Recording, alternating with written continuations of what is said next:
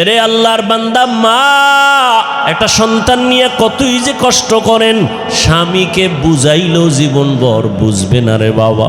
ওই বোঝা তো তোমার মাথায় কোনো দিন আসে না রে বাবা। আম্মা জান ঘুমাইতে গেছেন, হঠাৎ বেদনা শুরু, ঘুম নাই, সারাটা রাত কান্নায় চলে গেল। খানার প্লেট নিয়ে বসছেন, খেতে পারে নাই, ব্যথা শুরু হয়ে গেছে। সারা দিন আম্মাজান কান্না করে কাটাইলেন। ও আল্লাহর বান্দা, আম্মাজানের কণ্ঠ বাহিরের কেউ শুনে না কখনো, কিন্তু প্রসব বেদনা যখন শুরু হয়ে গেল, আম্মাজানের চিৎকারের আওয়াজ, আশেপাশের মানুষ, বাড়িওয়ালারা ঘুমাইতে পারে না। মহিলা ঘরের মধ্যে কখনো কণ্ঠের আওয়াজ শুনি নাই, কিন্তু এখন চিল্লায় কেন রাত্র 12টার ভোরে? খবর নিয়ে দেখে বাচ্চার প্রসব বেদনা শুরু হয়ে গেছে। আম্মাজানের মনটা এতই যে দুর্বল, মনে হয় যেন মরিয়াই যাবে, এত চিৎকারের আওয়াজ। আমার দাদি, আমার নানি পাশে বসে আম্মাকে বুঝাইছে, থামাইতে পারে না। আম্মাজান এক পর্যায়ে নিরুপায় নিজেরে মনে করিয়া স্বামীকে ডাকছে, আমার বাবারে ডাকছে। আব্বাজানকে গোপনে ডাইকে আমার দাদি নানিরে কয়, চলে যাও, আমার স্বামীকে একটু কাছে আনো। আমার স্বামীকে কাছে আনলেন। আম্মাজান স্বামীর হাতটা ধইরা চোখের পানি ছেড়ে কাঁদে আর কয়, স্বামী, আমি আপনার ঘরে সংসার করতে গিয়ে কত বেয়াদবি করেছি, আপনার যেইভাবে খেদমত করা দরকার আমি করতে পারি নাই। দয়া করে আপনি আমার দাবিটা ছেড়ে দেন, আমাকে মাফ করে দেন। আব্বাজান বলে, বিবি তুমি এমন কেন করো?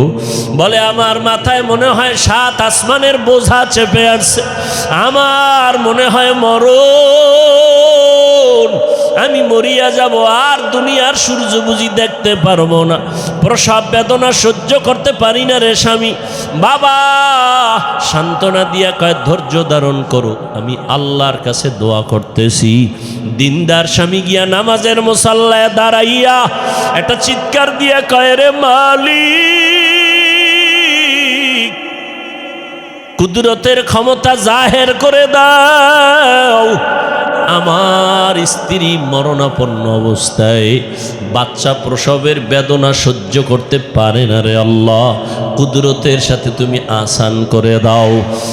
জীবনের মূল কষ্ট মায়ের প্রসব বেদনা, 7 আসমান 7 জমিন তখন মায়েরই মাথায়। জীবনের মূল কষ্ট মায়ের প্রসব বেদনা, 7 আসমান 7 জমিন তখন মায়েরই মাথায়। আমার সুন্দর মুখ দেখে মা, আমার সুন্দর মুখ দেখে মায়ের ব্যথা যায় দেয় হাসাইয়া। ও আমার প্রাণের মা, মা গো মা, কোথায় গেলে মোরে ছাড়িয়া? জনম দুঃখী ইয়াতিম আমি, চায় না কেহ ফিরিয়া। আমি যখন ছিলাম আমার মায়েরই উদরে, চলাফেরা করলেন যে মায় কত কষ্ট করে। আমি যখন ছিলাম আমার মায়েরই উদরে, চলাফেরা করলেন যে মায় কত কষ্ট করে। এমন মাকে কেমনে আজি এমন মাকে কেমনে আজি যাব আমি ভুলিয়া। ও আমার প্রাণের মা, মা গো মা, কোথায় গেলে মোরে ছাড়িয়া, জনম দুঃখী ইয়াতীম আমি, চাই না কেহ ফিরিয়া। ও আল্লাহর বান্দারা, ওই প্রসব বেদনায় মা যতটা কান্না করেছেন, যতটা কষ্ট করেছেন, তুমি আমি সারা জিন্দগির কামাই রুজি আর চামড়া খুলিয়াও যদি মাকে জুতা বানায় দেই, কোনো দিন মায়ের ঋণ আদায় করা কোনো সম্ভব হবে না। ও আল্লাহর বান্দারা, আমার মায়ার নবী এই মায়ের সম্মান বজায় রেখেছেন, কন্যাদের উপরে যেন জুলুম না হয়। ওই আরবের মুশরিক বেঈমানেরা ঘুরে আর কয় মুহাম্মদের কপাল খারাপ, কারণ ওর ছেলে নাই, ওর আছে কন্যা, মরিয়া গেলে ওর ইজ্জত আর বংশ কে রক্ষা করবে। নবীর মনে কষ্ট, আল্লাহ পাক সান্ত্বনা দিলেন, ইন্না আতাইনা কাল কাউসার, ও নবী আপনাকে কাউসার দান করছি, টেনশন নাই। নবী খুশি হইয়া জাতির সামনে চিল্লায় বলতেছেন, ও দুনিয়াওয়ালারা, আমি কেমন আল্লাহর প্রিয় বান্দা জানুনি, অথচ আমার একটা ছেলেও নাই, আমি 4 কন্যার বাবা। তোমরা কন্যাদের উপরে জুলুম করবা না। এ নিমক হারাম, ও কুলাঙ্গার, ছেলে হইলে খুশি, মেয়ে হইলে কষ্ট পাও, কি লাভ? 10টা ছেলে যদি হয় আর বাবার ইজ্জত নষ্ট করে, এই ছেলের কোনো দরকারই নাই। একটা মেয়ে যদি পাও, আল্লাহর শুকর আদায় করিও, 10টা সন্তানের উপকার একটা মেয়ের দ্বারা আল্লাহ ব্যবস্থা করে দিবে। মেয়েরা বাবার জন্য যেই পাগল, হাজারো সন্তান বাবার জন্য ওই পাগল না, ওই মায়া অন্তরে রাখে না। যার কন্যা আছে সে ছাড়া বোঝানো যাবে না। মেয়েরা বাবার জন্য যে কত আসে, বাবা যদি একটু অসুস্থ হয়ে যায়, ছেলেরা বিরক্ত হয়, এত অসুস্থ, হসপিটালে কে নিবে? কিন্তু মেয়ে যখন শুনে, খানা বন্ধ করে দেয়, পাগলের মতো দৌড়ায়। বাবার অসুস্থ খবর পাইয়া বলে, আমি আর ঘরে থাকবো না। বাবায় কই? বলে হসপিটালে। কয় দৌড়াও। ওই মেয়েটা বাবার কাছে যায়, বাবা এত কষ্ট পাইও না, কাঁদিও না। একটা মেয়ে বাবার জন্য এতটাই ফেদা, এতটাই মায়া মোহাব্বত নিয়ে চলে। একটা মেয়ে চায় তার কলিজাটা কাইটা বাবার জন্য দিয়া দিবে। ওই মেয়ে পাইয়া যারা খুশি না, তোমাদের কপাল বড় খারাপ। নবী বলেন, একটা কন্যা পাইছো, একটা জান্নাতের মালিক হয়ে গেছো। 2টা কন্যা পেয়েছো, 2টা জান্নাতের মালিক হয়ে গেছো। আমার মায়ার নবী ওই চরিত্রহীন মানুষগুলোর জমিনে আইসা আমার নবী তাদের আলিঙ্গন করলেন, বুকে লাগাইলেন। তোমার আমার মতো সি কইয়া বেনামাজিরে তারায়া দেন নাই। আল্লাহর নবী, ওরা গালি দেয়, নবী আরো কাছে যায়। ওরা লাত্তি দেওয়ার চেষ্টা করে, নবী আরো কাছে যায়। ওরা গালি দেয়, ওরা বদনাম করে, নবী প্রশংসা করে। ওরা জবান বন্ধ রাখে, বেজার হয়, নবী বারবার হাসি দেয়, আসো। নবী এমন ভাবে তাদের মোহব্বতের বন্ধনে আবদ্ধ করলেন। মাত্র 13 বছরের ব্যবধানে মক্কার মানুষগুলো এত দামি হয়ে গেল। নবী একটা বেতের বাড়িও দেন নাই, একটা গালিও দেন নাই। নবী চোখ গরম করে কারো দিকে তাকান নাই। নবী গালি শুনছেন কিন্তু জবাব দেন নাই। মাত্র 13 বছরের ব্যবধানে এই মক্কার চরিত্রহীন মানুষগুলো এত দামি হয়ে গেল।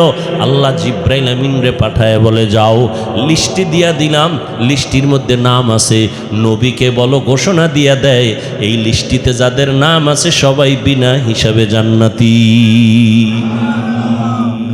রহমতের নবী অল্প টাইমের ভিতরে মক্কার মানুষগুলোকে জান্নাতি মানুষে পরিণত করে ফেললেন। সুন্দর আখলাক আর ব্যবহার। একদিকে নবী দাওয়াত দেন, অন্যদিকে নবী আল্লাহর কাছে সারা রাত দোয়া করেন, আল্লাহ ওই মানুষটা বুঝে না, হেদায়েতের দরজা খুলে দাও, ওই মানুষগুলো কি দিনের পথে আনো। তায়েফের ময়দানে আমার নবীর আদর্শের দিকে তাকাও। তায়েফের ময়দানে ওই ওই কাফের ওরা সবাই নবীজিরে দেখে ছোট ছোট বাচ্চাগুলোরে লেলিয়ে দিল, বলে পাথর মেরে মক্কার এই পাগলটারে তাড়ায়া দাও। মায়ার নবীরে যখন পাথর মারে বৃষ্টির মতো রক্তগুলো পড়ে পড়ে নবীজির জুতা মোবারক আটকায় গেছে। নবী চোখের পানি ছেড়ে কাঁদে, আল্লাহ সহ্য করতে পারলেন না। ও জিব্রাইল, আমার নবীরে গিয়া বলো এখনই তায়েফের জমিন উল্টায় সব ধ্বংস করে দেই। জিব্রাইল আইসা বলেন, ইয়া রাসূলুল্লাহ, আল্লাহ পাকের হুকুম, আপনি বললে তায়েফের জমিন উল্টায় দিব, সব মেরে ফেলবো। মায়ার নবী কাঁদেন আর বলেন, না না, এদেরে মারবা না, এরা চিনে না, এরা বুঝে না আমি মুহাম্মদকে। আমার মা নাই, বাবা নাই, আমি বড় ইয়তীম, দুনিয়াতে বাবা বলে ডাকতে পারি নাই, 6 বছরে মা হারায় ফেললাম, আমি বড় অসহায়। তবে এদের মারিও না, একদিন এদের দ্বারা দিনের বড় উপকার হবে। আমার মায়ার নবীকে যতই ওরা গালি দিত, আমার নবী একটা গালিও দেন নাই, জবাবও দেন নাই। নবীর আদর্শ দিয়া মক্কার জমিনটাকে জান্নাতি মানুষ বানায় দিলেন সব। ও আল্লাহর বান্দারা, ওই রহমতের নবী কেমন আদর্শ কায়েম করে দিলেন। যুবকদের নবী বলে গেলেন, যুবকের আমি মুহাম্মদের উপকার করেছে, বুড়ারা আমি মুহাম্মদের বিরোধিতা করেছে। ও যুবক বাবা, কয়দিন আর দুনিয়াতে বাঁচবা? আমি কিন্তু এতক্ষণ চিল্লাইলাম, তোমার পায়ে ধরে ধরে বয়ান করলাম, কুত্তার মতো সারাটা দেশে ওলামায়ে কেরাম দৌড়ায় আর বয়ান করে পাও ধরে। ও আল্লাহর বান্দারা, বিনিময়ে তোমরা একটা টাকাও দাও না, বরং গালি দাও, বিরোধিতা করো। এরপর আলেমরা কিন্তু এর গালির জবাবও দেয় না, বরং দেখলে হাসি মুখে সালাম দেয়, মোহব্বতের সাথে বুকে লাগায়। এর একটাই মাত্র কারণ, নববী আদর্শে তারা চলতেছেন, দুনিয়ার মানুষের দিনের পথে ডাকতেছেন। ও যুবক বাবারা, আজকে আমি এই কথা বলি নাই তুমি আজকে আমার মতো পাগড়ি লাগাও, স্কুল কলেজে তালা লাগায় মাদ্রাসায় চলে আসো। না রে বাবা, তুমি স্কুলে থাকো, কলেজে থাকো, লেখাপড়া করো, চাকরি করো, ডাক্তারি পড়ো, ইঞ্জিনিয়ারিং পড়ো, ব্যবসা করো, রহমতের নবীর মোহাব্বত লাগায় সুন্নাতওয়ালা জিন্দেগির দিকে আগাও। মা বাবার দোয়া নাও, মা বাবার দোয়া ছাড়া এই চেয়ারে আমিও বসতে পারি নাই। ও টাকাওয়ালা, মা বাবার দোয়া ছাড়া, কান্না ছাড়া তুমি কিন্তু টাকার মালিক হতে পারো নাই, বাড়ি গাড়ির মালিক হতে পারো নাই। ওই মা বাবার জন্য কলিজা ভরে দোয়া করিও। মা বাবার জন্য মসজিদে বসে আসো, একবার আলহামদু সূরা কুল হু আল্লাহ 3 বার দরুদ শরীফ পড়ে একা একা দোয়া করিও। পারলে কবরের সামনে যাওয়ার সময় থাকলে যাইও। ও আল্লাহর বান্দা, যাদের মা বাবা বেঁচে আছে, মায়ের কাছে গিয়া দোয়া চাইও। ও বাবা, তোমার মতো যুবক আজকে জেনারেল লাইনে থাকিও নামাজ পড়ে অভাব নাই, সাগরে গিয়া মাছ ধরে নামাজ সারে না, চাকরি করে নামাজ সারে না, নামাজ বাদ দেয় না। ও আল্লাহর বান্দা যুবক, তুমি কেন পারবা না? ও পর্দার আড়ালের আম্মা জানেরা, আপনাদের অবদানের কারণেই তো এই দুনিয়াতে সন্তান ভালো হয় খারাপ হয়। যত ভালো সন্তান আসছে আপনাদের অবদান আর মেহনত আর দোয়া। ও আম্মা জানেরা, আপনাদের আল্লাহ নবী বানান নাই, তবে নবীদের মা বানাইছেন। আপনারা আলেমদের মা, আপনারা হাফেজদের মা, আপনারা ভালো ভালো সন্তানদের মা। এরে আম্মা জান, আপনি তো আয়েশা রাদিয়াল্লাহু আনহার মতো দামি নারী, ফাতেমা রাদিয়াল্লাহু আনহার মতো দামি নারী, আপনি তো খাদিজা রাদিয়াল্লাহু আনহার মতো দামি নারী, ইসমাইল নবীর মা হাজরা আলাইহিস সালামের মতো দামি নারী। আপনারা তো এত দামি, এত মর্যাদা আল্লাহ আপনাদের দান করেছেন। আপনারা ঈসা নবীর মা মারিয়াম আলাইহিস সালামের মতো দামি নারী। আপনার মতো কত মা, কত বোন এখনো আছে, নামাজ পড়ে, পর্দা করে, স্বামীর মাল হেফাজত করে, সন্তানগুলোকে দিনের পথে মেহনত করে, মোবাইলে সময় নষ্ট করে না। এরে আম্মা জানেরা, আপনারা কেন পারবেন না? একটা সন্তানকে কোরআনওয়ালা বানায়া ডাক্তার বানাবেন, কোরআন পড়াইয়া ইঞ্জিনিয়ার বানাবেন, কোরআন পড়াইয়া নামাজি একজন প্রফেসর বানায়া যাবেন।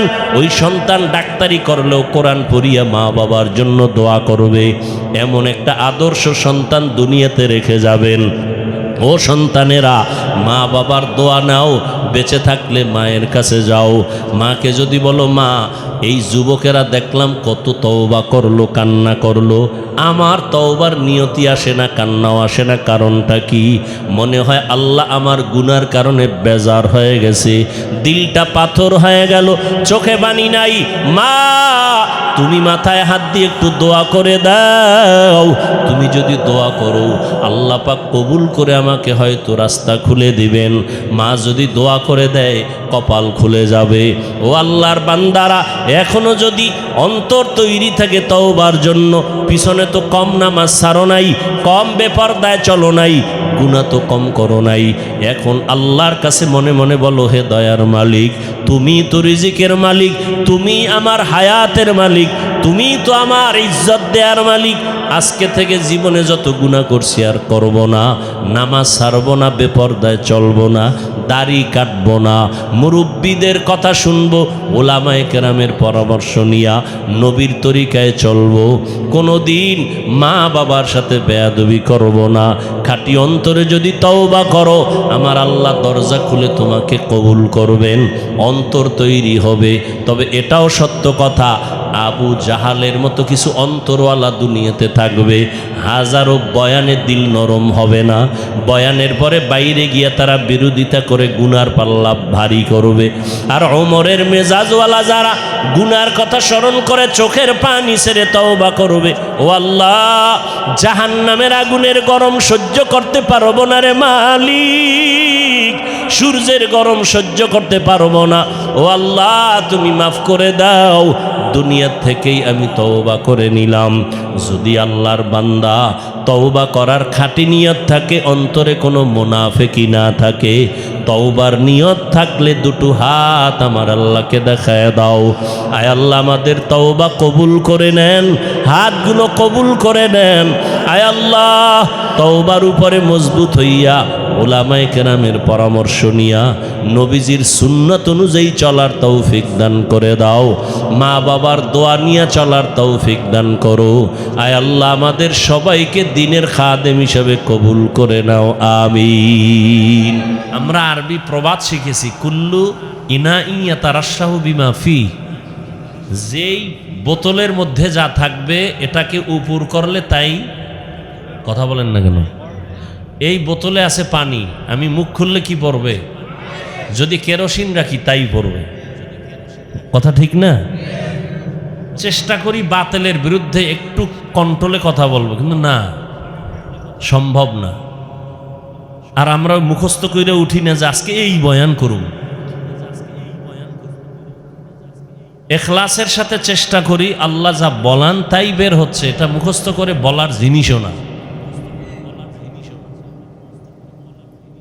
হতে পারে এই কথার কোনো রুগী এখানে আছে কি? থাকতে পারে না? যে বলে টুপি না পরলে অসুবিধা কি, টুপির মধ্যেই কি ইসলাম? এ শুধু কপাল পরা না, ডবল কপাল পরা। কেন? নিজেও টুপি পরে না, অন্যের টুপিও পছন্দ করে না। নিজে পরে না এক কপাল পরা, অন্যেরটাও পছন্দ করে না, এটা ডবল কপাল পরা। নিজেও নামাজ পড়ে না, অন্যের নামাজও পছন্দ করে না। নিজেও হালাল খায় না, অন্যে হালাল খায় তা পছন্দ করে না। নিজেও পাগড়ি পরে না, অন্যে পাগড়ি পরে পছন্দ করে না। এটা কি সাধারণ দুশ্মন? অথচ এরা বলতেছে আমরা নবী মানি না। আল্লাহ হেদায়াতের দৌলত দান করেন।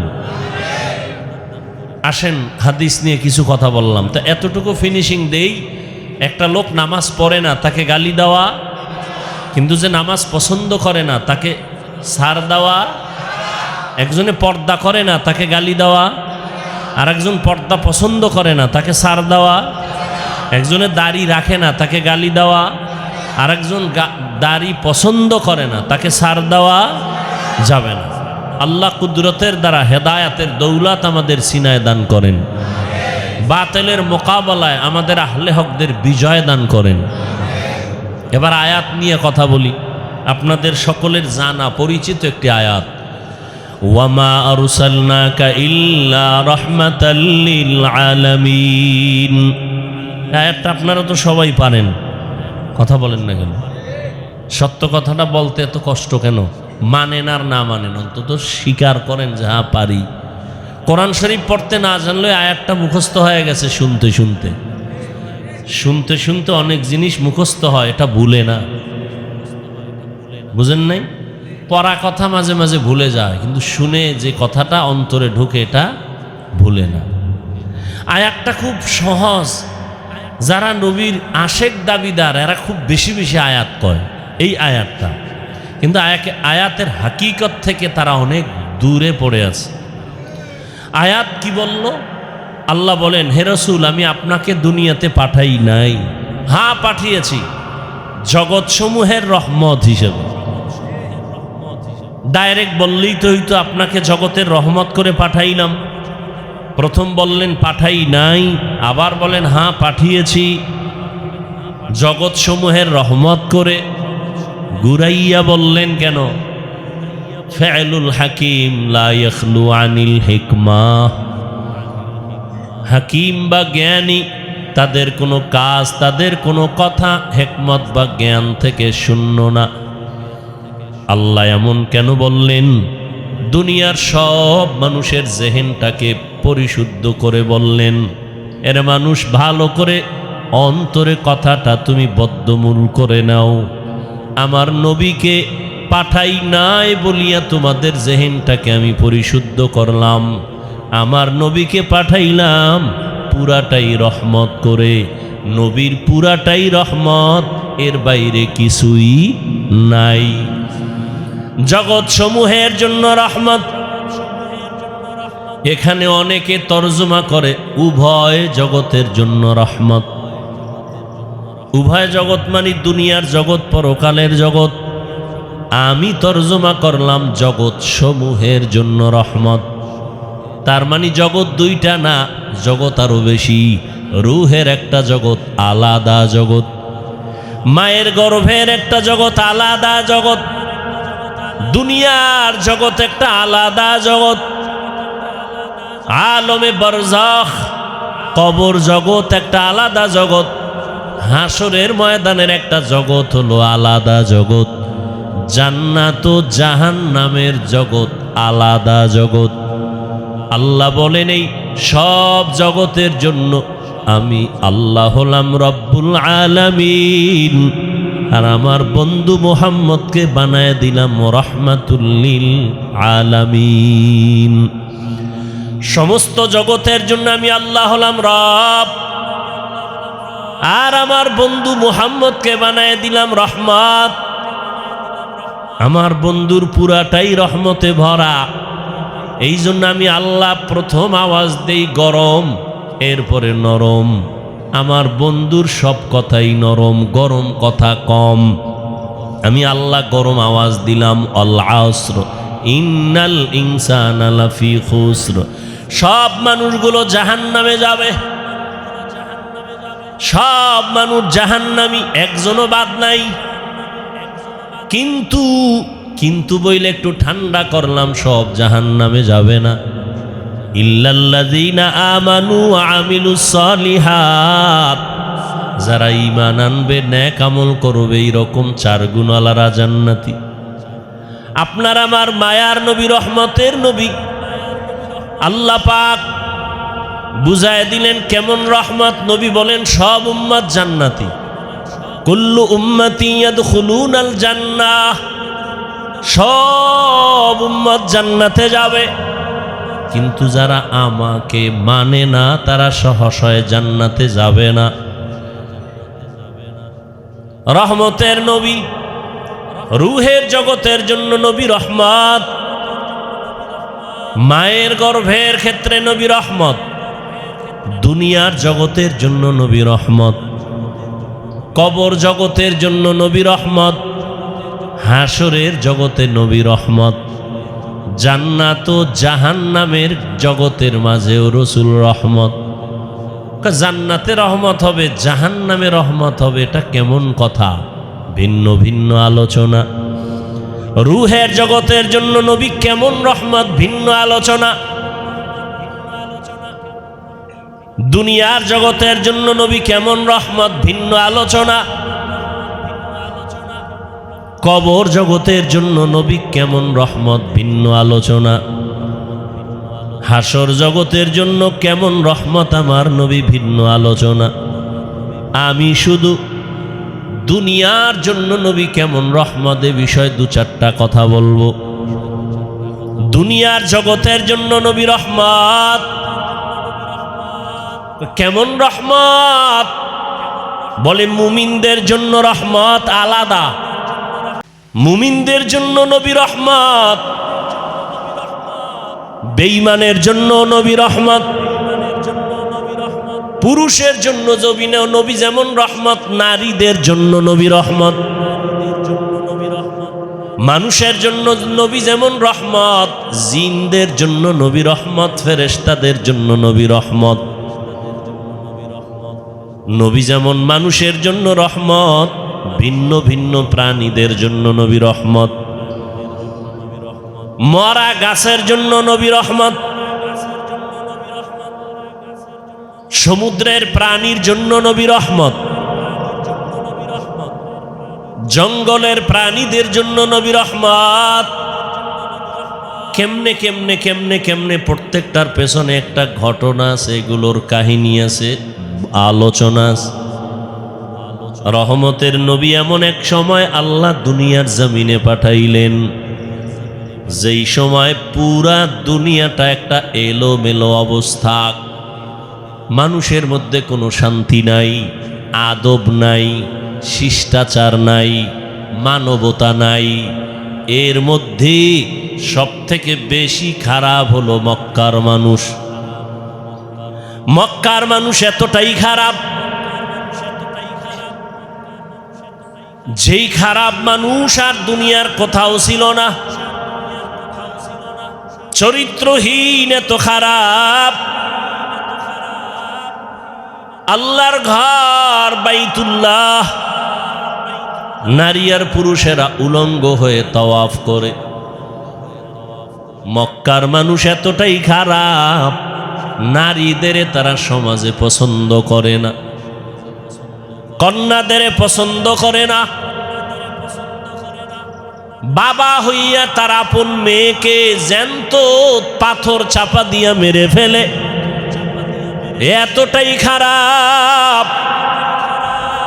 টেকনাফের জমিনে মদের আড্ডা চলে, কোথাও ইয়াবার আড্ডা চলে। আমাদের মুফতি সাহেব হুজুর আলেমদের নিয়ে বসলেন, কেমনে যাত্রা গান চলবে, ফিরানো যায়, কেমনে নারীদের নিয়ে গান বাজনা উলঙ্গ নাটক চলবে, বন্ধ করা যায়। আমরা হুজুরেরা সব একত্রিত হয়ে সম্ভব না। আদা মুসলমানের একটু ডাক দাও।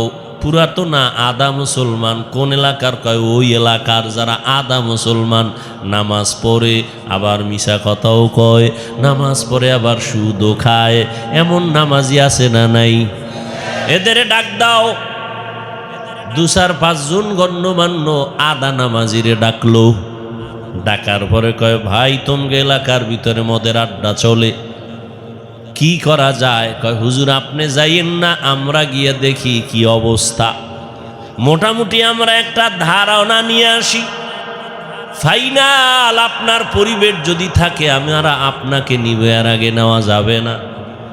হুজুর যদি ডাইরেক্ট এসে যায় নারীদের আড্ডায়, নারীদের নাচ গানের প্যান্ডেলে, মানুষ বলবে এত বড় হুজুর কেমনে আসলো, লজ্জা কি নাই?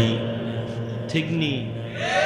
কেমনে আসলো এই বেহায়া নারীদের আড্ডাখানায়? কিন্তু আমার আল্লাহ পাকের নিজাম, সারা দুনিয়ার মানুষগুলো মুরব্বি হারা, মানবতা নাই, ব্যবহার ভালো নাই, চরিত্র ভালো নাই। মক্কার মানুষ আরো খারাপ। কোন ভালো হুজুর, ভালো আলেম খারাপ জায়গায় প্রথমে যায় না, মানুষ খারাপ বলে, বলে না? বলে না? আমার আল্লাহ, আমার নবী কেমন পবিত্র, কোনো তুলনা নাই। কিন্তু তারে আল্লাহ এমন জায়গায় পাঠাইলেন যেই জায়গার মানুষ পুরা দুনিয়ার মধ্যে চূড়ান্ত খারাপ। দেখছেননি কারবার? দুনিয়ার মধ্যে চূড়ান্ত খারাপ যেই মানুষগুলো, সেখানে আপনার আমার পবিত্র নবীকে পাঠাইলেন। এমন এক সময় রহমতের নবীকে আল্লাহ পাঠাইছেন। সারা দুনিয়ার মানুষ এত খারাপ হলো কেন? এখান থেকেও একটা পয়েন্ট আমরা বুঝে নিতে পারি। সারা দুনিয়ার মানুষ সব খারাপ কেমনে? আর বাইতুল্লাহ যেই ঘর, দামি ঘর, দেখলেই কলিজা ঠান্ডা, দেখলেই সওয়াব, এই জায়গার মানুষ অন্য মানুষের তুলনায় একটু কম খারাপ থাকবে, এরা আরো বেশি খারাপ। কারণ কি? এর একমাত্র কারণ হলো এদের কাছে কোনো মুরব্বি নাই। উম্মতের মুরব্বি নবী ঈসা নবী নাই। আমগো নবী আসবেন, মাঝখানে অনেক সময় চলে গেল, মুরব্বি নাই। আবার যারা মুরব্বির চেয়ারে ছিলেন, ক্রমান্বয়ে তারা দুনিয়ার লোভে পড়ে হক আর বাতিলটাকে খলত মলত করে ফেলল, ওলট পলট করে ফেলল। দুনিয়ার লোভ তাদেরকে হকের রাস্তা থেকে পিছনে নিয়ে গেল। এই জন্য যারা মুরব্বি মানবে না, তাদের মরার আগেই পদস্খলন হবে। আল্লাহ মানুষ বানাইছেন, মানুষ বানায় মানুষ যেন তার সম্মান ঠিক রাখিয়া চলতে পারে, সেজন্য দুইটা ব্যবস্থাও দিয়েছেন। প্রথম ব্যবস্থার নাম মুরব্বি মেনে চলো। দ্বিতীয় ব্যবস্থার নাম আল্লাহর দেওয়া কিতাব অনুসরণ করো। বর্তমান দুনিয়াতে মানামানির ক্ষেত্রে তিনটা দল আছে সারা দুনিয়ায়। এক দল বলে আমরা মুরব্বি মানি না, আমরা কিতাব মানি, কোনো ব্যক্তি মানি না। চায়ের দোকানে বইয়া চা পান করে আর আড্ডা দেয়ার করে। আমরা হাদিস কোরআন মানি, কোনো হুজুর টুজুর মানি না, ওলিয়া উলিয়া মানি না, মাযহাব মানি না, আমরা কোনো ব্যক্তি মানি না। যারা শুধু কিতাব মানি বলে, ব্যক্তি মানে না, আল্লাহর কসম তারা ভণ্ড। আর এক দল আছে আমরা মুরব্বি মানি, কোনো কিতাব মানি না। কিতাব মানবো কি? আব্বাও পড়তে পারে না, আমরাও পড়তে পারি না, কোরআনের আরবি কি পড়তে জানি না, হাদিসের আরবি বুঝি না, পড়তেও পারি না। আমগো ফিসাব যা কয় তাই মানবো। কয় পীর যদি জাহান্নামের দিকে নেয় কি করবি? কয় যাব। তাহলে যারা কিতাব মানে, শুধু ব্যক্তি মানে না, ভণ্ড। আবার যারা ব্যক্তির গোলামি করে, কোনো কিতাব মানে না, কোরআন সুন্নাহর আলোকে চলে না, তারাও ভণ্ড। আর যারা বলে আমরা ব্যক্তিও মানি, কোরআন হাদিসও মানি, তারা হক। কারণ ব্যক্তি ছাড়া কোরআন হাদিস বোঝা যাবে না। তবে ব্যক্তিকে আল্লাহকে আমি সিলেকশন করে দিলাম। পরীক্ষা দিবি ছাত্র, পরীক্ষায় পাশ করার জন্য তোকে গাইড দেওয়া লাগবে, তাও আমি দিয়ে দিলাম। আল্লাহ বলেন গাইডের নাম কোরআন। গাইড বুঝো না, বুঝাইয়া দেওয়ার জন্য কোচিং মাস্টার লাগবে, কোচিং প্রাইভেট মাস্টার। এরা তোরে গাইড ধরে ধরে বুঝাবে, পরীক্ষার প্রশ্নগুলো দাগায় দিবে। আল্লাহ বলেন আমি গাইড দিলাম কোরআন, আর এই গাইডকে তোর কাছে বুঝাইয়া দেওয়ার জন্য আমি কোচিং মাস্টার বানাইলাম রাহমাতুল লিল আলামিন। যদি তুই নিজে নিজে গাইড পড়ো, আগাইতে পারবি না, কোনো না কোনো এক জায়গায় আটকায়া যাবি, ফেল। 10 সাবজেক্টের মধ্যে বান্দা তুমি সবটায় যদি 100 করে পাও, একটায় যদি তুমি 20 পাও, তুমি পুরাটাই ফেল। 10টা সাবজেক্টের ভিতরে প্রত্যেকটায় যদি তোমার 100 নাম্বার দরকার নাই, 50 দরকার নাই, 33 করে যদি তুমি সবগুলোতে সমানভাবে পাও, তুমি পাস।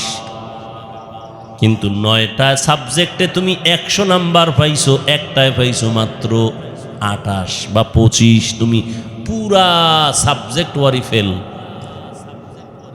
ঠিক না?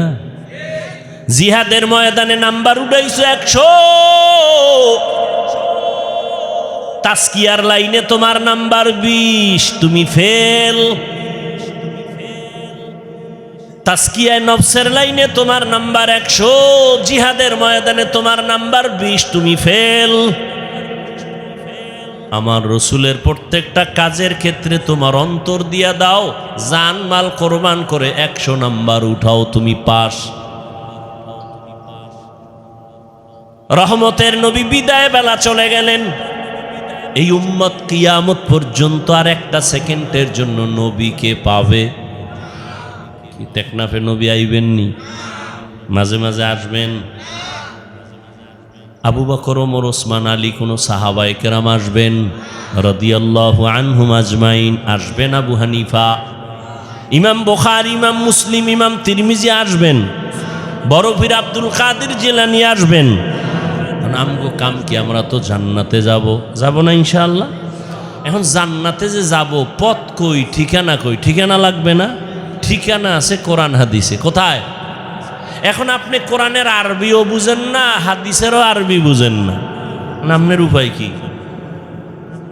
একটাই মাত্র পথ।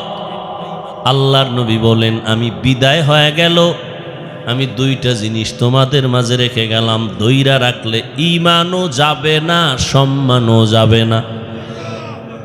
ঈমানও যাবে না, সম্মানও যাবে না। খেয়াল করেন, এই উঠা বসা করেন কেন ভাই? লড়াচড়া করেন কেন?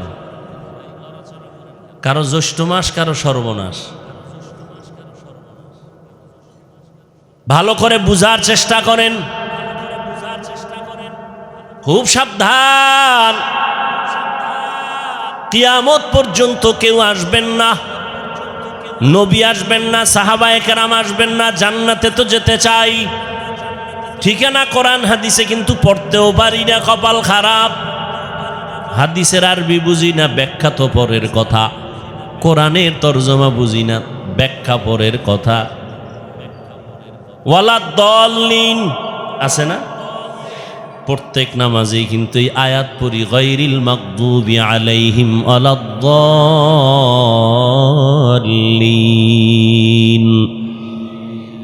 দল্লিন মানে দল্লিন, দল্লান মানে পথভ্রষ্ট, গোমরাহ।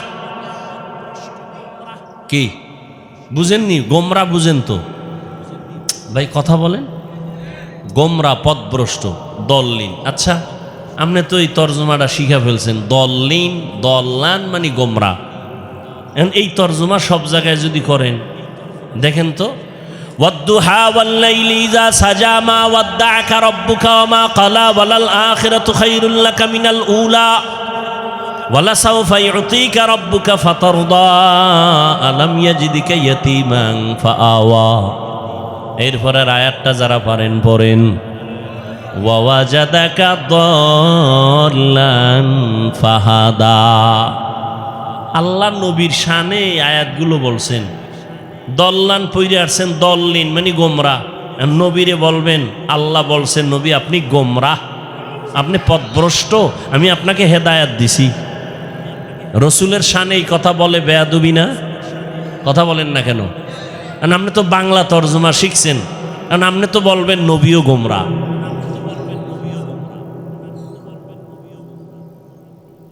ভাইরা আমার, আলমিরা, আলমিরা সিন্দুক আছে না, তালা মেরে রাখছে, যার কাছে চাবি আছে। গতকালও চট্টগ্রামে বলেছিলাম, এই সিন্দুকের চাবি যার হাতে, সেই জানে একমাত্র সিন্দুকের ভিতরে কি আছে। তোমার কাছে চাবি নেই, কিন্তু সিন্দুকের সৌন্দর্য দেখা তুমি বলতে পারবা না এর ভিতরে স্বর্ণ, এর ভিতরে রাসেল ভাইপারও থাকতে পারে।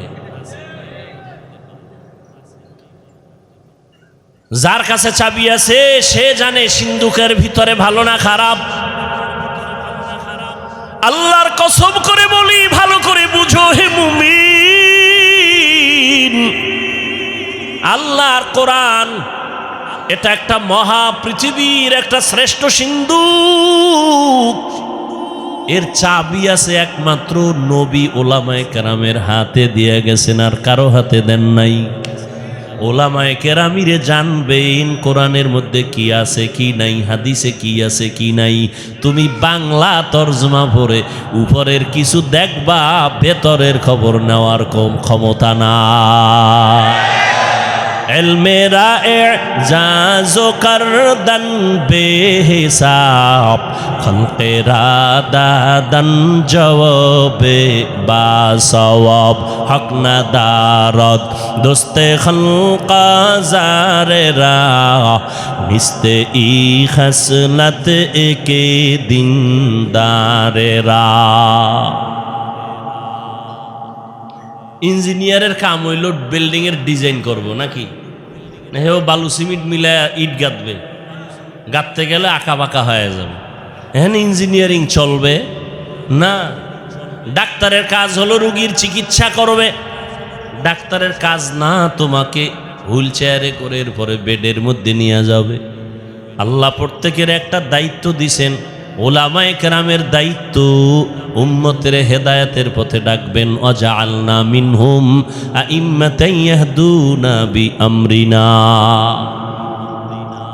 ওলামায়ে কেরামের কাজ হলো বড় কাজ, মূল কাজ, মানুষের হেদায়েতের পথে ডাকবেন। ইয়াহদুনা বিআমরিনা, ইয়াদউনা বিআমরিনা বলেন না, ইয়াহদুনা বিআমরিনা। ওলামায়ে কেরাম তার মূল কাজ মানুষকে আল্লাহর সাথে সম্পর্ক জড়ায় দিবেন, এটা আলেমের কাজ। এই কাজ ডাক্তার পারে না, এই কাজ ইঞ্জিনিয়ার পারে না, এই কাজ কোনো ব্যবসায়ী পারবে না, এই কাজ কোনো প্রফেসর পারবে না, এই কাজ কোনো ডাক্তার পারবে না। ডাক্তার যদি আমি আলেমের কাজটা নিতে যাই, আমি ইঞ্জিনিয়ারিং পড়ি নাই, আমি যদি একটা কাগজ কলম নিয়ে ডিজাইন করা শুরু করি, আউলা জাউলা হয়ে যাবে, সুন্দর হবে না। ওরে ডাক্তার যদি ইঞ্জিনিয়ারিংয়ের কাজটা না, ইঞ্জিনিয়ার যদি ডাক্তারের রোগী দেখার চেষ্টা করে, সব ওলট পালট হবে, অসুন্দর হবে, কোনোটার সীমানায় পৌঁছা যাবে না। আমি আলেমের কাজটা ডাক্তার যদি অভিজ্ঞতা না নিয়ে করা শুরু করে, উম্মতের ক্ষতি ছাড়া কোনো লাভ হবে না। কিন্তু কপাল খারাপ, ব্যবসা আমি আলেম না করলেও অন্যরা করতে পারবে না, পারবে না। চাকরি পারবে না, আমার কাজটা হেদায়াতের যে কাজ আল্লাহ দিছেন, এটা কি অন্য কেউ পারবে? এজন্য পাকিস্তানের মুফতি রশিদ আহমদ লুধিয়ানভি রহমতুল্লাহ আলাইহি আহসানুল ফতুয়ায় লিখেছেন, আলেমের মূল কাজ মানুষকে হেদায়াতের পথে ঢাকা, এগুলো বাদ দিয়া ভিন্ন কাজ করা জায়েজ নাই, হারাম। এখন আমাকে স্লোগানে একটা কি ঢুকছে, আলেমরা পিছিয়ে থাকবে কেন? একটা মন্ত্রকে ঢুকাই দিছে ভিতরে, আলেমরা পিছিয়ে থাকবে কেন? আমি কই আলেম পিছিয়ে রইল কই? জানাজার ময়দানে আলেম সবার আগে, বিবাহের মজলিসে আলেমের সম্মান নিচে না উপরে, তো পিছিয়ে কই? বয়ানের প্যান্ডেলে আলেমের মর্যাদা কম না বেশি? এমপি সাহেব দেখলে কয় হুজুর দোয়া কইরেন, মন্ত্রী মহোদয় কয় হুজুর মোনাজাতটা আপনিই দেন। কেন মন্ত্রী আপনি পারেন না? আব্বাও দেন, আমিও বুঝি না, আপনিই দেন। তাহলে আলেম পিছনে? তোমাকে এই মন্ত্র কে শিখিয়েছে? আলেমরা পিছিয়ে থাকবে কেন? তার মানে ইমামতি বাদ দাও, কয় টাকা পাবা? কয় কি করবো? কয় ব্যবসা করো, চাকরি করো, ইমামতি বাদ দাও। তো আলেমরা ইমামতি বাদ দিলে গরু আইয়া ইমাম হবে? মিডিয়ার যুক্ত কথা বলতেও কঠিন, কোন দিক দিয়ে কোন দিকে নিয়ে যায় আল্লাহ ভালো জানে। ছিদ্রান্বেষণকারীরা তো ওত পেতে আছে। আল্লাহ আমাকেও হেদায়াত দান করেন, আপনাদেরকেও হেদায়াত দান করেন।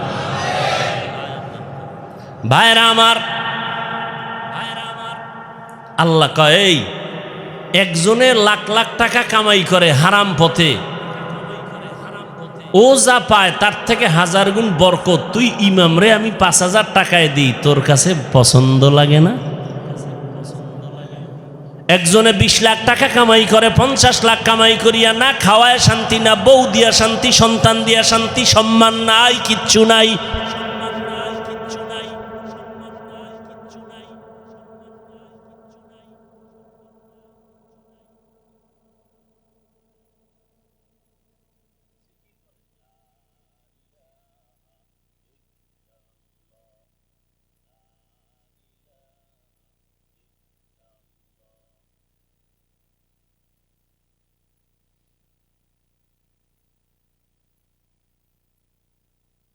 ইল্লাল্লাহু মুহাম্মাদুর রাসূলুল্লাহ। কি ভাই, জিকির কোনো হিসাবের না আল্লাহর? তো জিকিরের সাথে আপনাদের দুশ্মনী আছে?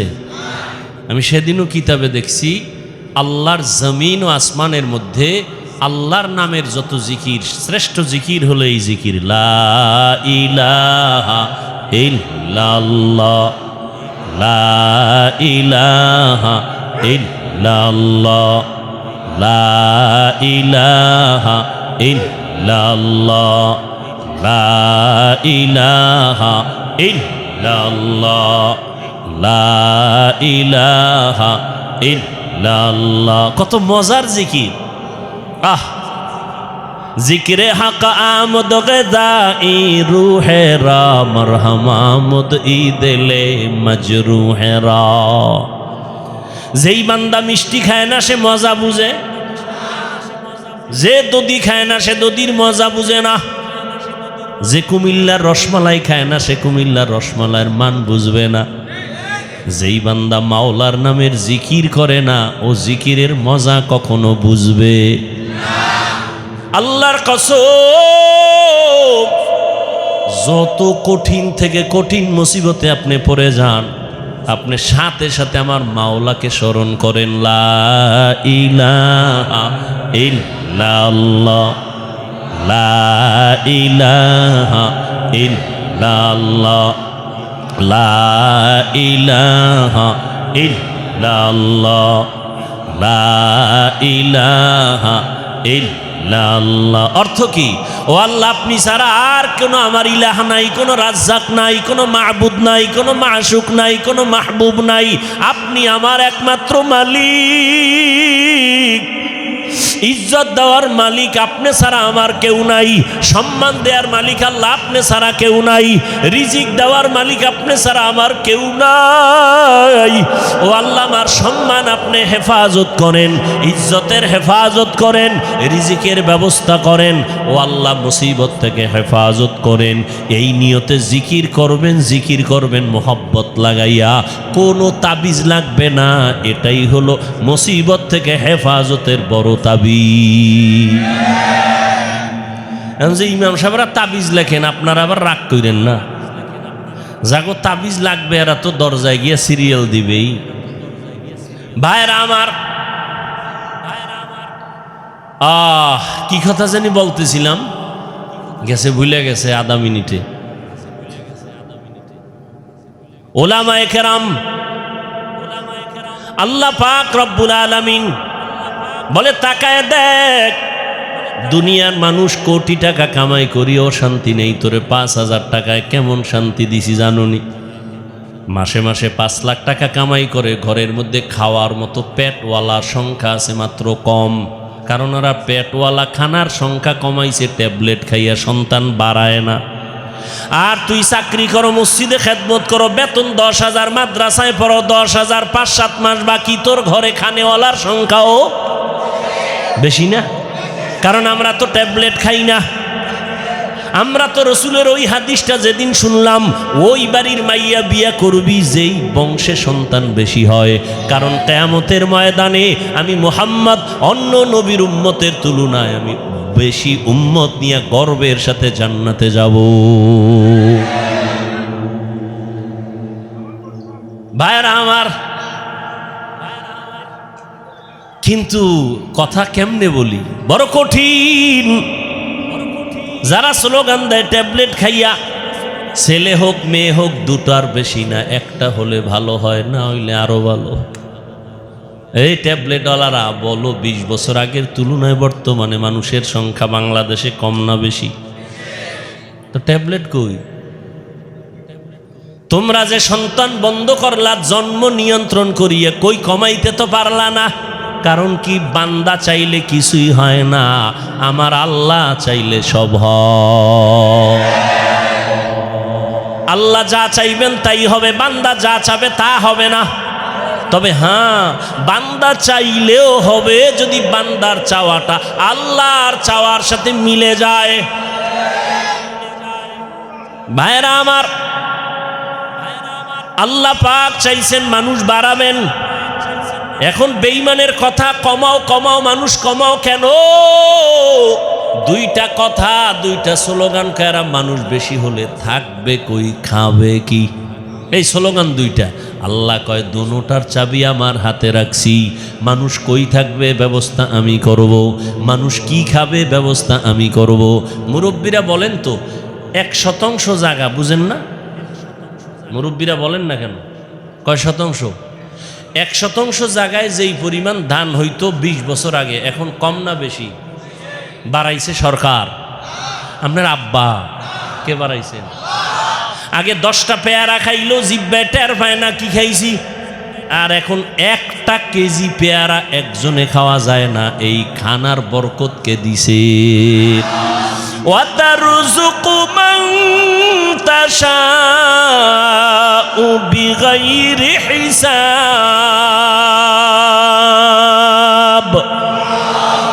গরতাওয়াক্কুল মিকুনি হর সুবহ শাম মিরসানাদ রিজকে তু আজলা মাকাম জুজবা হক চি জে মখাজ ইনসুজা ফজলে উ আমস্তে দর জুমলা জাহা। রিজিক আগের তুলনায় বরকত বাড়ছে না? এখন কিন্তু খাওয়ার মানুষ নাই, খানা আছে অনেক, খাওয়ার মতো মানুষ নাই। 10 জনের খানা একজনে খাইতে পারতো, এই মানুষও ছিল না, এখন নাই। এখন নাই কিন্তু কিলাকিলিটা আছে, খাইতে চায় বেশি, পারবে আধা কেজি কিন্তু 1 কেজি নিয়ে টানাটানি। ডাক্তার বলছে মিষ্টি খাওয়া হারাম, হয়ে গেছে সবে বরাতে মিষ্টি আনতে মসজিদে তবারক। 1 পটলা নিয়ে 1 হাতে পকেটে নিয়ে আর 1 হাত বাড়াইছে আর 1 পটলা নেওয়ার জন্য। আছে না নেই? একজনের পিছন দিয়ে তাকায় দেখে আমি একটাই পাই না, ও একটা পাই আর একটা লই টানে কেন? ও পিছনের লই টান দিছে। টান যখন দিছে 2 জনের ভিতরে লাগছে ঝগড়া, কিলেকিলি। শেষ পর্যন্ত একজনও আর খাইতে পারল না, খালিয়াতে বাড়ি।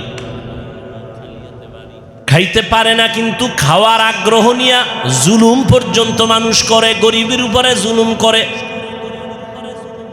আল্লাহ বলেন দেখ রিজিকের চাবি আমার হাতে রাখলাম, এই চাবিটা দুনিয়ার কারো কাছে দেয় নাই আল্লাহ। যদি সরকারের হাতে দিতেন, দুনিয়ার কোনো কোটিপতির হাতে দিতেন, আমগো হুজুরগো কত আগে না খাওয়ায় মেরে ফেলতো, ঠিক না? কিন্তু আল্লাহ দেখছেন নি, মহামারী করোনা চোখে আঙ্গুল দিয়ে আল্লাহ দেখায় দিলেন। সারা দুনিয়াটা স্তব্ধ হয়ে গেল, চাকরি বন্ধ, ব্যবসা বন্ধ, স্কুল বন্ধ, কলেজ বন্ধ, ট্রেন বন্ধ, প্লেন বন্ধ, দোকান বন্ধ, সব বন্ধ হয়ে গেল। তাকায় দেখছো আল্লাহর কোরআনের একটা মাদ্রাসাও বন্ধ হয় নাই। কয়জন হুজুর না খাইয়া মারা গেছে করোনার সময়, ভিক্ষা করছে কিছু দাও। আল্লাহ তাদের অল্প টাকা দেয় কিন্তু এর মধ্যে বরকত অনেক বেশি। বরকত বুঝেননি? একজনে 3 প্লেট খাইয়া কয় আরো কিছু দে থাকলে, আর একজনে 1 প্লেট দিয়া 4 জনে খাইয়াও কিছু থেকে যায়, পেটে খাওয়ার জায়গা নাই, ক্ষুধা নাই। এ হলো বরকতি খানা। আল্লাহ রিজিকে বরকত দেয়। কেউ খাওয়ার পরে কয় বাথরুমের দরজা তাড়াতাড়ি খোল, আমার পেটের অবস্থা বড় খারাপ, নিম্ন চাপ শুরু হয়ে যাচ্ছে।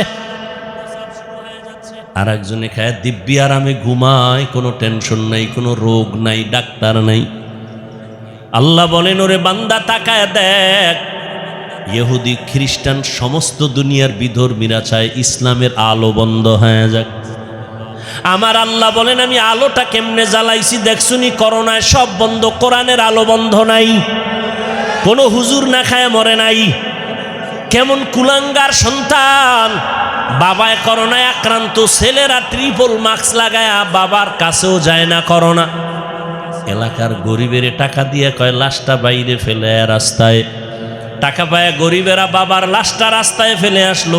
সন্তানরা দরজা জানালা আটকায় দিল, জানালা খুলি একবারও তাকায় নাই বাবার লাশটা কি কুত্তায় খাইলো নাকি জানাজা হলো, আর দেখেই নেই।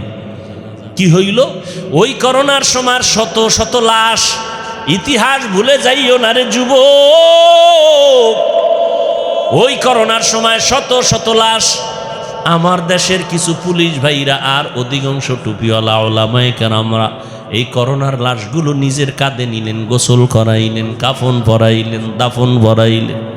একজন হুজুরেও করোনায় মরে না। আল্লাহ চোখে দেখাই দিলেন আঙ্গুল দিয়ে। এরপরও যারা দেখবে না কি আর করা, যে দেখবে না সে আমি হাফিজুর রহমানেরটা দেখবে তো পরের কথা, মক্কা মদিনার ইমামেরটা দেখবে দূরের কথা। স্বয়ং রসুল যদি বয়ান করে এরপরও কপালে কালেমা আসবে না। এরকম দুই একটা বেঈমানের নাম আপনারা জানেন না, যে রসুলের বয়ান শুনিয়াও কালেমা পড়ে না। এরকম বেঈমানের নাম জানেননি? কে কে? আবু জাহাল নামের বেঈমান হাতের মুষ্টির মধ্যে পাথর নিয়ে কয়, ভাতিজা বলতে পারো হাতের মুষ্টির মধ্যে কি আছে? বলতে পারলে কি হইব? আমি এখন তোমারে নবী মানবো, কালেমা পড়ো। নবী বলেন, আমি হাতের মুষ্টিতে কি আছে জানি না। কেন জানো না? আমি গাইবের মালিক না, তবে হাতের মুষ্টিতে যা আছো, নবী ইশারা করলেন, ও মুষ্টির ভিতরে যা আছো একটু আওয়াজ দাও। সাথে সাথে আবু জাহালের হাতের পাথরগুলো কালেমা পড়া শুরু করলো। আবু জাহিল্লা পাথরগুলো মাটির মধ্যে ফালায় কয়, মুহাম্মদ বড় জাদুকর। নবীজির বয়ান শুনিয়াও কপাল পরা কালেমা পড়ে না। আর আমার মাওলা যদি কপাল খুলে দেন, নবীকে জবাই করতে আসিয়াও কালেমার মালা গলায় লাগা। কে কে? মান ইয়াহদিল্লাহু ফাহুয়াল মুহতাদ ওয়া মান ইউদ্লিল ফালান তাজিদা লাহু ওয়ালিয়াম মুরশিদা। রহমতের নবীর আলোচনা করতেছিলাম। রহমতের নবী উম্মতের মাঝে দুইটা জিনিস রেখে গেলেন, কোরআন আর সুন্নাহ। কোরআন হাদিস একটু আগেই কিন্তু বলছি জান্নাতের ঠিকানা আছে কোরআন হাদিসের ভিতরে, কিন্তু নবী কোরআন আর হাদিস রেখে গেলাম বলেন নাই, বলছেন আমি কোরআন আর সুন্নত রেখে গেলাম। এই দুইটা জিনিস আঁকড়াইয়া ধরো, ঈমানও যাবে না, সম্মানও যাবে না। এই পৃথিবীর বর্তমান পরিস্থিতি বড় খারাপ। মুমিনের জন্য ফিলিস্তিনের মুসলমানের করুণ হালাত, ওদিকে আসামের মুসলমান, চেচনিয়া বসনিয়ার মুসলমান, সারা দুনিয়ার বার্মার মুসলমান সহ কি এক করুণ অবস্থার মধ্যে। আল্লাহর শুকর, যার কাছে আল্লাহর কোরআন আর সুন্নত যতটুকু আছে তার সম্মান ততটুকুই আছে, এখনো আছে। নাই? পারে না কোরআনওয়ালাদের মেরে ফেলবে, কিন্তু না, আল্লাহ যদি বাঁচায় রাখেন, হেফাজত করেন, কেউ তার ক্ষতি করতে পারে নাই, পারবেও না। পিছনে পিছনে ধৈরা ফেলামু, অমুক হুজুরের সাইজ করে দেবো। আল্লাহর কুদরত যদি এখলাস নিয়ে চলে, পৃথিবীর নিকৃষ্ট সন্ত্রাসীও যদি আইসা দাঁড়ায়, আলেমের পিছনে যাই বলুক, সামনে আইসা শুধু চেহারাটার দিকে নজর দিলে মোমের মতো বেঈমান দুর্বল হয়। কুদরত কার? এরে আল্লাহর বান্দারা, রহমতের নবী বলেন, ইলমের চাবি আমি উলামায়ে কেরামের হাতে দিয়া গেলাম। উলামায়ে কেরামদের থেকে তোমরা জান্নাতের ঠিকানা নাও, তাদের থেকে নিয়ে তোমরা জান্নাতের পথে চলো, সুন্নাত অনুযায়ী চলো। রহমতের নবী এমন একটা টাইমে মদিনা মক্কা নগরীতে আসলেন, যেই মানুষগুলো চরিত্রহীন, খারাপ, নারীদের পছন্দ করে না, বিধবারে পছন্দ করে না, কন্যাদের পছন্দ করে না, বাবা কন্যা হলেই মনটা বেজার, লজ্জায় মাথা উঁচু করে না। কেন? কন্যা হইছে, মানুষ খারাপ বলবে। বর্তমান ১৫০০ বছর পরেও কিছু কুলাঙ্গারের বাচ্চা এই জমিনে আছে, কন্যা হলে বউয়ের সাথে ঝগড়া করে, ছেলে হলো না কেন, মেয়ে হলো কেন? আছে না নাই? ছেলে মেয়ে কি স্ত্রী দেয়? যদি তাই মনে করো তো দোষ তো স্বামীর। স্ত্রী তো তোমার জিনিসটাকে বহন করে, কষ্ট করে, না খানা না ঘুম, কষ্ট করে তোমার জিনিসটাকে আমানতের সাথে রক্ষা করে, তাকে পুরস্কার দেওয়া উচিত। কথা ঠিক না?